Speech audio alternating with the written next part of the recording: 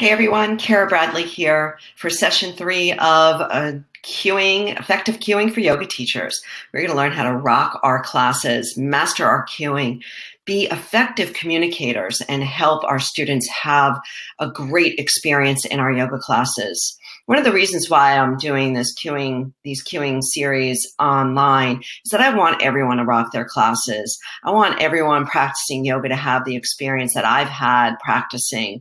And why not, right? Millions of people are practicing yoga all over the world. So if we all step it up and get out of the way in a lot of respects and help our students have their own experience, well, then, the world will be a better place. So this is session 3 of our 4-part series. I hope you've been able to listen to session 1 and 2. I'll just do a real brief review before we get into session 3, which is the cueing template part 2. So let me share my screen here and we'll get going.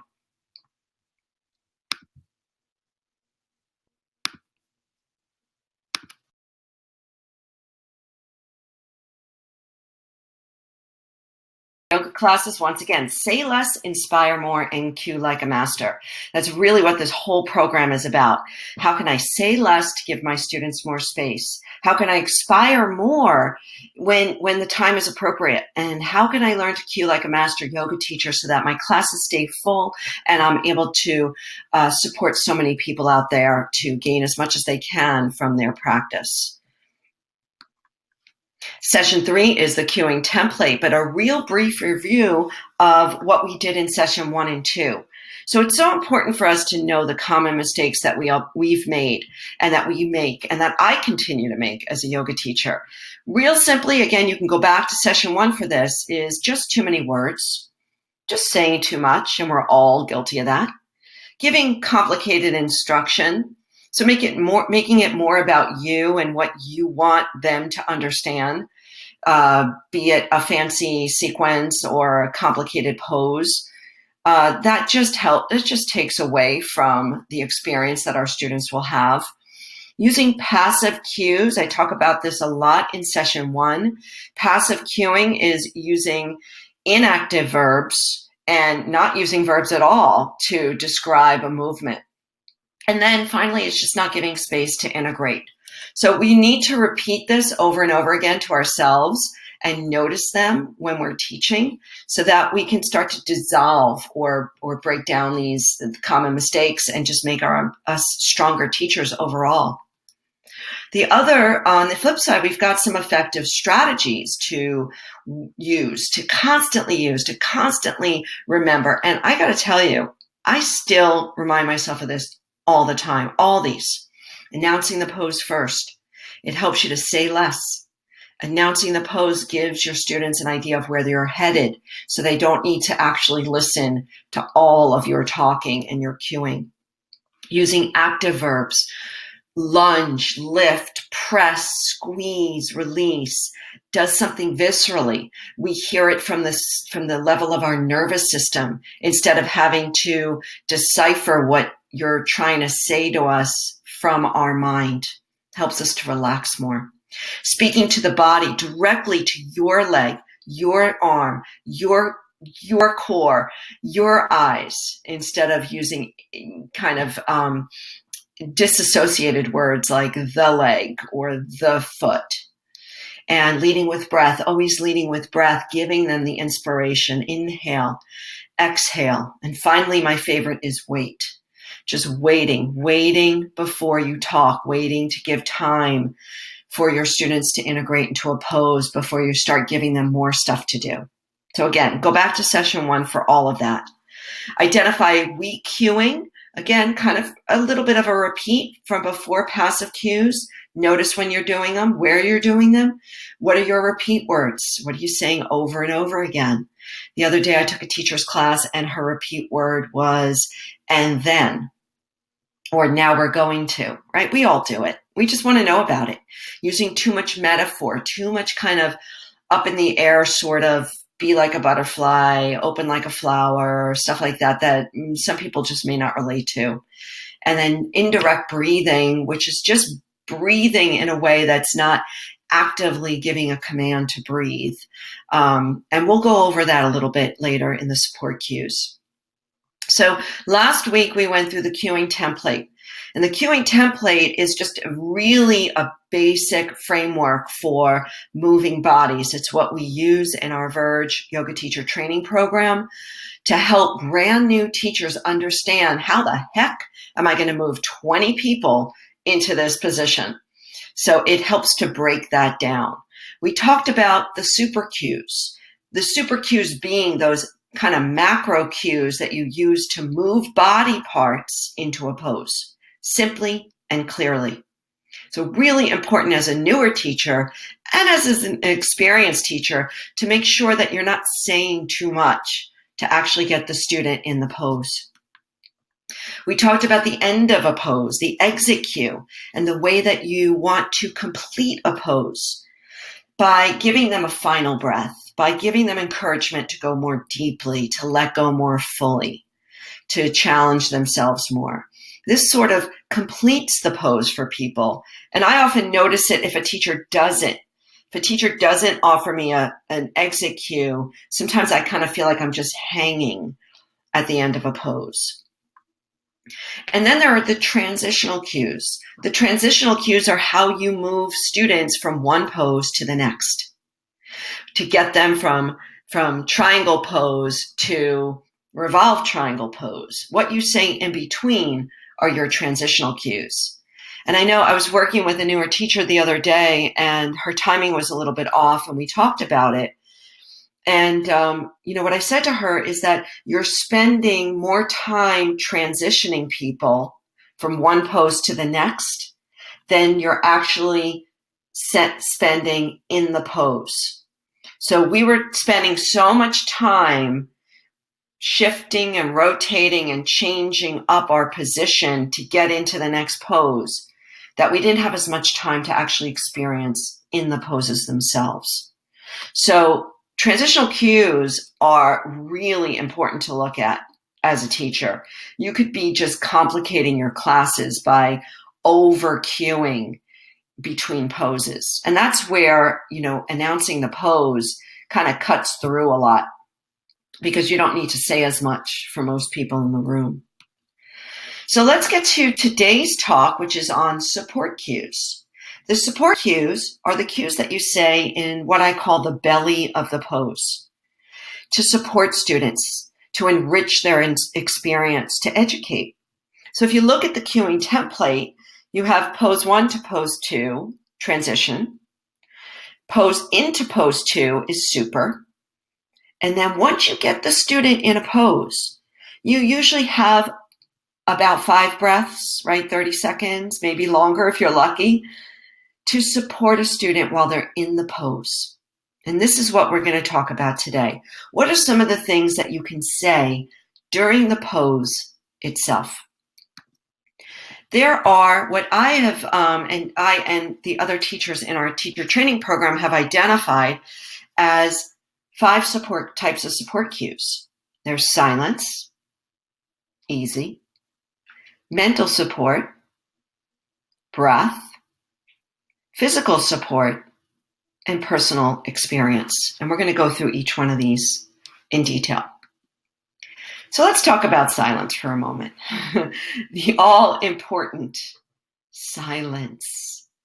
If you think about wait, why am I talking? And what you do, so remember when I introduced wait in session 1, I did say after the super cues, you want to cross your fingers and wait for 2 breaths, or kind of 2 breaths, depends. What the silence does is it allows students to feel their bodies. If all I do is talk completely throughout the entire bow pose, you will never really experience yourself, your body, mind in bow pose. Most of the times our students, they want to be good students, so they want to listen to the teacher. And so if the teacher is saying, lift your knee, lift your chest, lift your chin, focus your gaze, pull your belly in, the entire pose, then we're busy just doing that. We're busy listening, but we're not necessarily experiencing what's happening. We're not necessarily hearing the messages from our bodies. Too much, not enough. Shift here, pull there, lift over there, let go. I have no doubt in my mind that the students in the room taking class with me are intelligent beings. Their bodies will tell them exactly where they belong, what they should be doing, what they shouldn't. I, as the teacher, am simply the guide to support them here and there, to encourage them here and there, but not to talk to them throughout the entire pose. So the silence that you offer your students is so important. And that's why wait and reminding yourself to not talk when a student gets in a pose is the most important super cue you can offer students. So I think I've said enough. Silence is golden for sure as the most important super cue. You can never have enough of it. Trust me, your students won't get bored of silence. So the next support cue is the breath. So after silence, another simple, effective thing you can do is help or remind your students to breathe, right? Because we all know our students are in pigeon pose and they're not breathing. And we're going to remind them to breathe and they'll relax. Well, they are breathing, but they're not breathing deeply, perhaps, or they're holding their breath. So in cueing the breath, the most effective way to cue them is to simply say, inhale, exhale. It's the direct, active cue to breathing. Now, here's the reminder. When you say inhale, take an inhale. When you say exhale, exhale. So important to do that.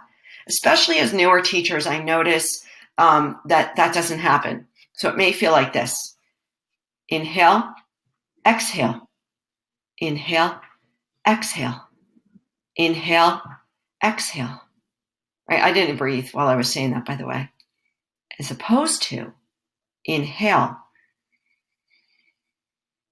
exhale. Right? Big difference. So that's my favorite way of cueing the breath, but you can also use some of these other cueing ways. And I say them all. I just try to focus on saying inhale, exhale more than the others.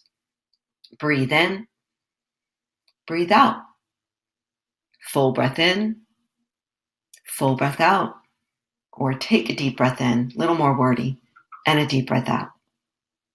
So they all work, and I'm sure you have some of your own.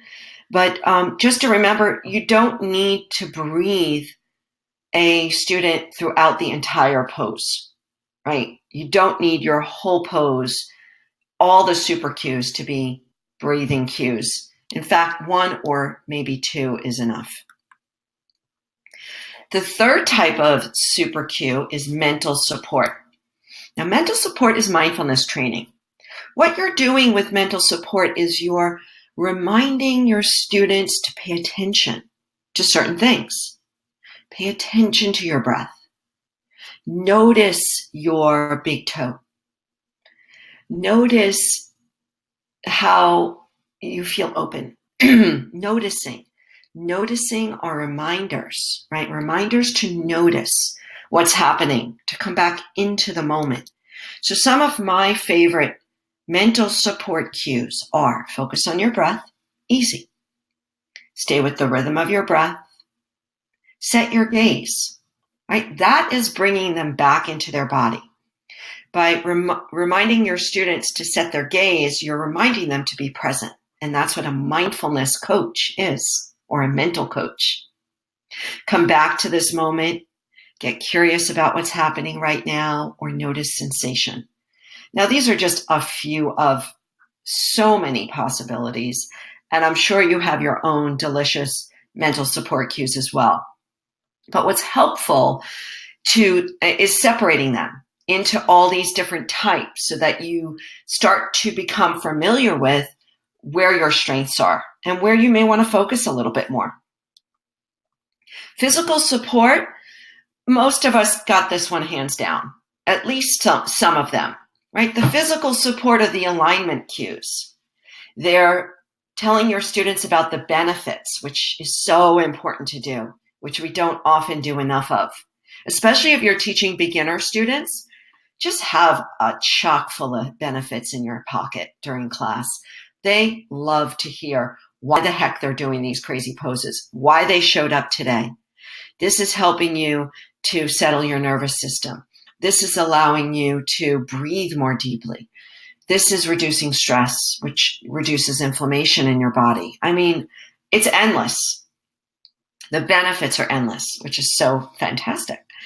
Variations are also a form of physical support.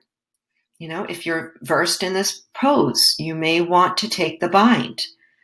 If you feel comfortable, you can put your foot behind your head, you know, whatever it is.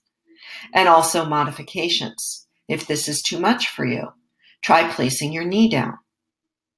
So we've got a handful of different ways we can support our students during the belly of a pose. Unfortunately, though, we often use too much. I find it in class all the time. If you're teaching a room with mostly regular students, with a few beginners here and there, don't say as much during the pose. Give them more space. The beginners need the space, by the way. They can't handle too many cues.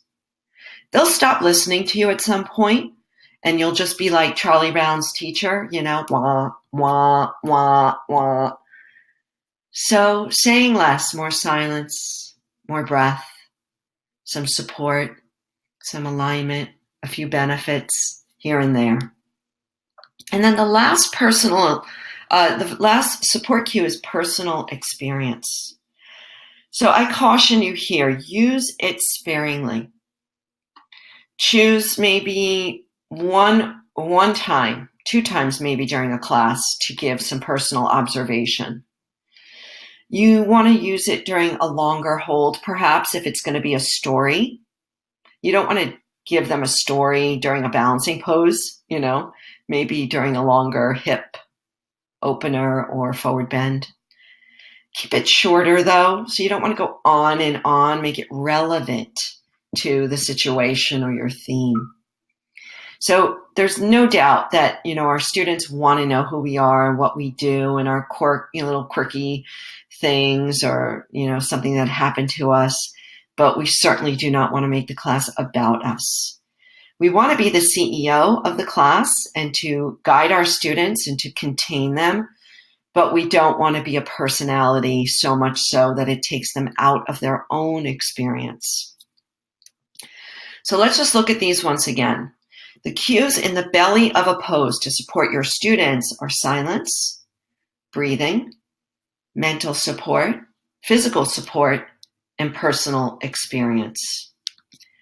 So let me just show you how this might look. And this is very simple, right? Overly simple. So for standing head to knee, I'm going to actually cue the whole pose. So perhaps close your eyes, or if you want to do it with me, you can certainly do it. So at this point, we're in position for the pose. Our feet are perhaps 3 feet apart. Inhale, reach your arms overhead. Press your palms and cross your thumbs. Take a deep breath in, reach up.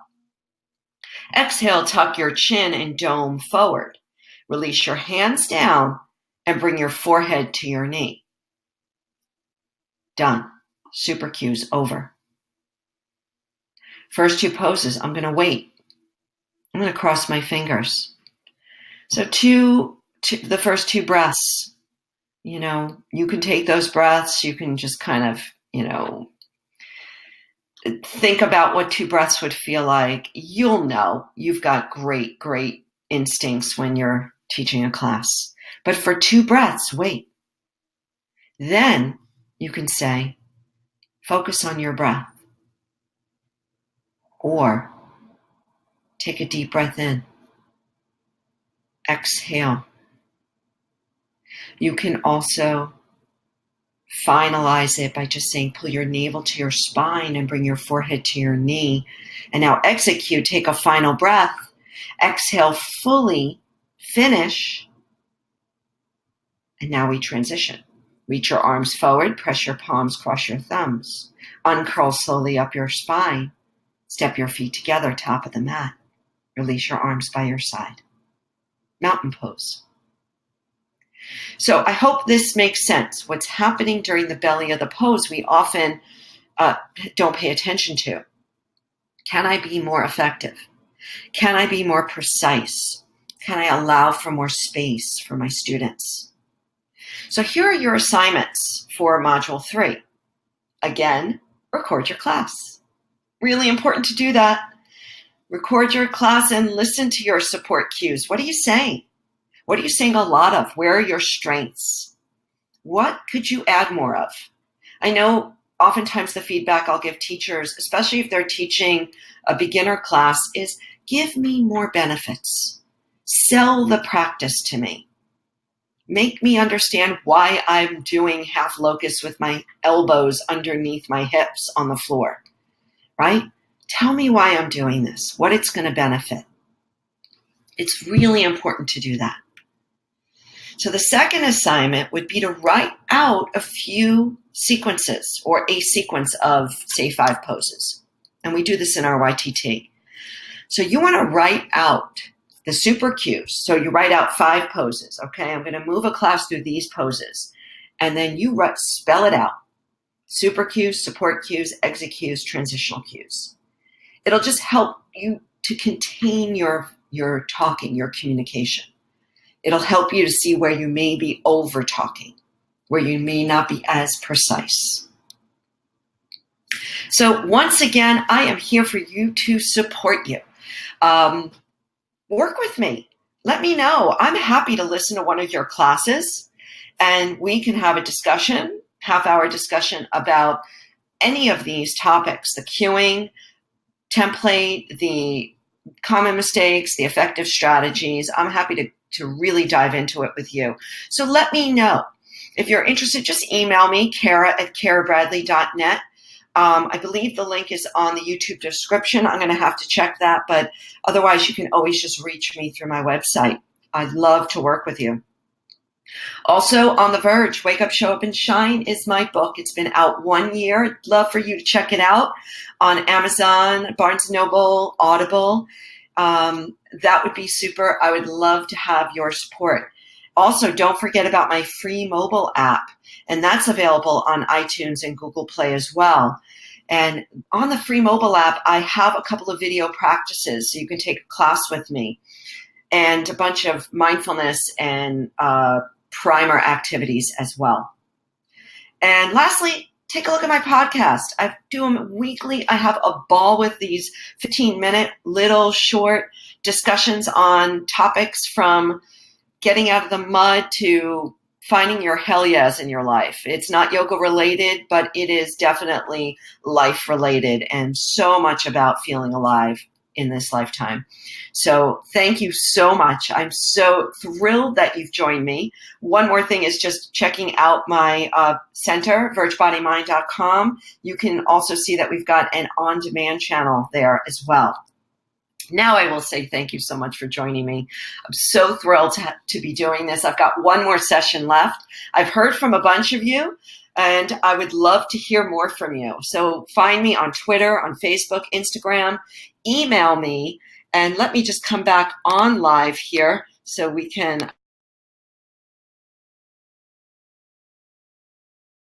my face. So thank you so much all. I wish you the best. Go out there and make this world shinier through your effective cueing by helping people experience their own brilliance. Have a great day.